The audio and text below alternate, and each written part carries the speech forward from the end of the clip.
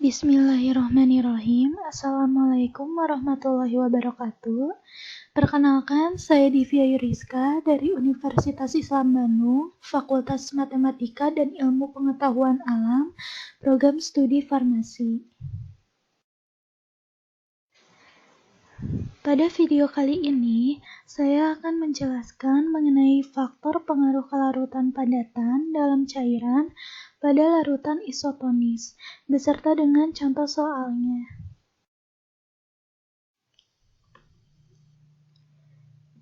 Sebelumnya, saya akan menjelaskan mengenai faktor pengaruh kelarutan padatan dalam cairan pada larutan isotonis. Larutan isotonis merupakan larutan yang memiliki tekanan osmosis sama dengan jaringan yang bersangkutan akan setara dengan larutan NaCl 0,9%. Artinya, untuk mencapai larutan isotonis atau tetap, tidak boleh kekurangan atau kelebihan air.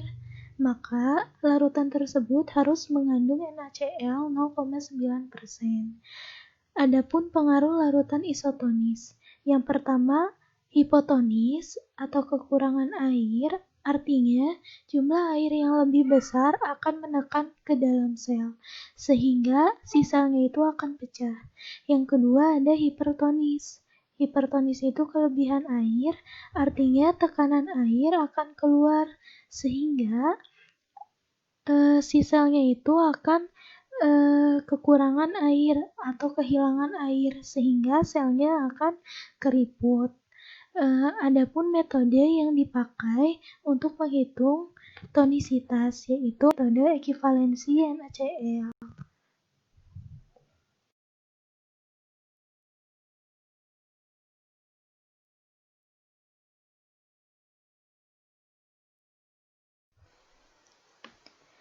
Nah, di sini ada contoh soalnya. Diketahui suatu larutan injeksi mengandung atropin sulfat 50 mg, di mana ekivalensi NaCl-nya sebesar 0,45. Natrium benzoat 1 mg, ekivalensi NaCl-nya sebesar 0,22, dan BHA 5 mg, ekivalensi NaCl-nya sebesar 0,6. Di mana aquapinya itu dalam 5 ml. Yang ditanya, yang pertama itu ada injeksi yang dihasilkan merupakan larutan jenis apa? Apakah larutan isotonis, hipotonis, atau hipertonis? Yang kedua, bila bukan merupakan injeksi isotonis, hal apa yang harus dilakukan?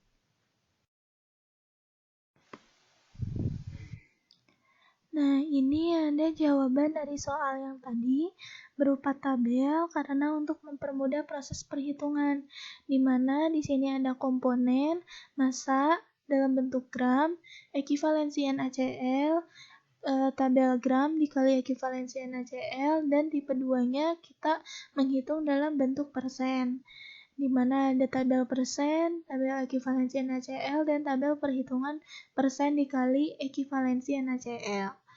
Sehingga kita di sini itu akan membuat larutan isotonis sebanyak 5 ml, di mana terdiri dari 3 komponen penyusun, yaitu ada atropin, natrium benzoat, dan juga BHA, di mana dalam masing-masing komponen ini sudah memiliki keterkandungan NaCl-nya, yaitu ekivalensi NaCl yang tadi.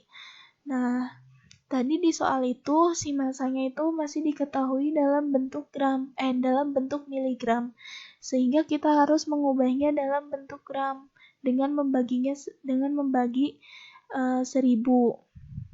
Untuk atropin sulfat, kita tinggal membaginya 1000, yaitu 50 mg dibagi 1000, sehingga akan diperoleh hasil sebesar 0,05 gram.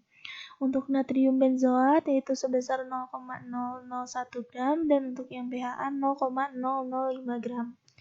Nah, untuk tabel ekivalensi NaCl ini sudah diketahui di soal, di mana atropin sulfatnya itu sebesar 0,45, natrium benzoat 0,22, dan BHA 0,6.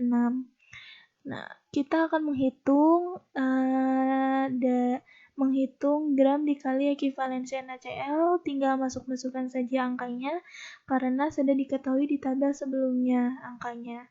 Nah, untuk atropin sulfat diperoleh hasil sebesar 0,0025 gram NaCl, untuk natrium benzoat 0,00022 gram NaCl, dan untuk yang BHA sebesar 0,003 gram NaCl.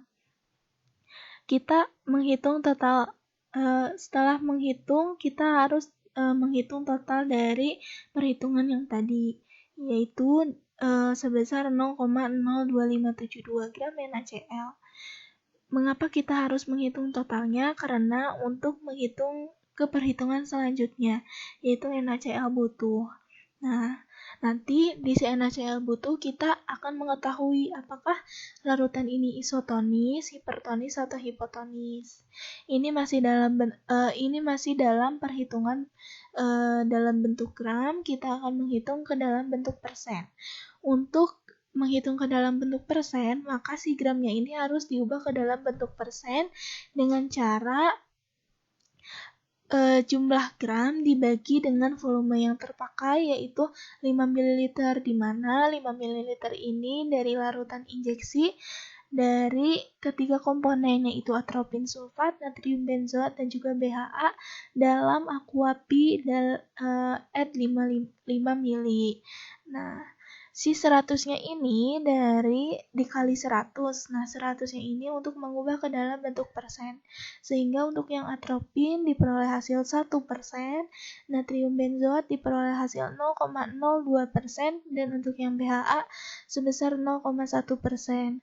Sehingga nanti kita dapat menghitung ke persen dikali ekivalensi NaCl, di mana untuk yang atropin dia akan diperoleh hasil 0,45% NaCl, yang natrium benzoat diperoleh hasil 0,0044% NaCl, dan untuk yang BHA sebesar 0,06% NaCl. Nah, kita jumlahkan dari perhitungan yang tadi sehingga diperoleh hasil 0,5144% NaCl. Setelah kita mengetahui totalnya, kita menghitung NaCl butuh dengan cara menguranginya dari perhitungan total tadi. Nah, ini NaCl ini kan masih dalam bentuk persen, yaitu sebesar 0,9%. Sehingga kita harus mengubahnya ke dalam bentuk gram untuk tipe 1 dengan cara dikali dengan volume yang terpakai, yaitu 5 ml. 0,9% itu sama kayak 0,9/100, sehingga 0,9/100 dikali 5 ml diperoleh hasil 0,045 gram. Nah, si 0,045 gram ini dikurangi dengan total yang tadi, yaitu 0,02572 gram NaCl, sehingga diperoleh hasil 0,0193 gram NaCl. Untuk tipe yang 2, kita tinggal langsung menguranginya saja dengan perhitungan total tadi, karena si NaCl-nya sudah dalam bentuk persen dan totalnya juga sudah dalam bentuk persen. Sehingga 0,9 dikurang 0,5144% NaCl diperoleh hasil 0,3856% NaCl. Dari perhitungan ini kita mengetahui bahwa larutan ini hipotonis, masih kekurangan air atau belum mencapai isotonis. Di sini ada perhitungan untuk dextrosa juga, di mana si dextrosa ini dipakai dextrosa ini karena dextrosa mengandung NaCl atau mengandung garam. Ditambahkannya dextrosa karena si larutan ini belum isotonis, dan kita akan mengetahui masih kurang berapa sih untuk mencapai isotonis ini. Nah, di sini si massa dextrosanya ini ditulis dalam bentuk X. Nanti kita menghitung dengan membaginya dengan rumus si total dibagi dengan ekivalensi NaCl. Nah, di mana ekivalensi NaCl-nya itu sebesar 0,18 dan si NaCl butuhnya itu 0,0193 gram NaCl. Nah, kita tinggal membaginya, yaitu 0,0193 dibagi dengan 0,18 gram NaCl, sehingga akan diperoleh hasil 0,1071 gram. Nah, si 0,1071 gramnya ini merupakan nilai untuk mengetahui berapa gram sih untuk mencapai larutan isotonis. Nah, sehingga untuk mencapai larutan isotonis kita masih memerlukan 0,1071 gram. Untuk yang hitungan persen, kita sama menghitungnya seperti hitungan gram, yaitu si massa persennya ini dimisalkan dengan Y, dan ekivalensi NaCl dextrosanya itu sebesar 0,18, sama tinggal kita membaginya dengan NaCl butuh, di mana 0,3856 itu NaCl butuh dibagi dengan ekivalensi NaCl dari dextrosa, yaitu 0,18% NaCl. Sehingga diperoleh hasil 2,1422%. Nah, ini masih dalam bentuk persen, belum ke bentuk gram, sehingga untuk mengubahnya ke dalam bentuk gram kita tinggal mengkalikannya dengan volume yang terpakai, yaitu 5 ml, sehingga diperoleh hasil 0,1071 gram. Dari sini terlihat bahwa perhitungan tipe 1 dan tipe 2 itu sama, yaitu sebesar 0,1071 gram untuk mencapai larutan isotonis. Jadi, kesimpulannya itu, jika bukan merupakan injeksi isotonis, maka dapat menambahkan dengan larutan dextrosan, yaitu sebesar 0,1071 gram, di mana 0,1071 gram ini setara dengan keterkandungan si NaCl-nya.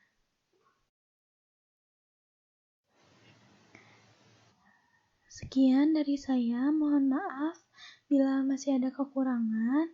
Wassalamualaikum warahmatullahi wabarakatuh.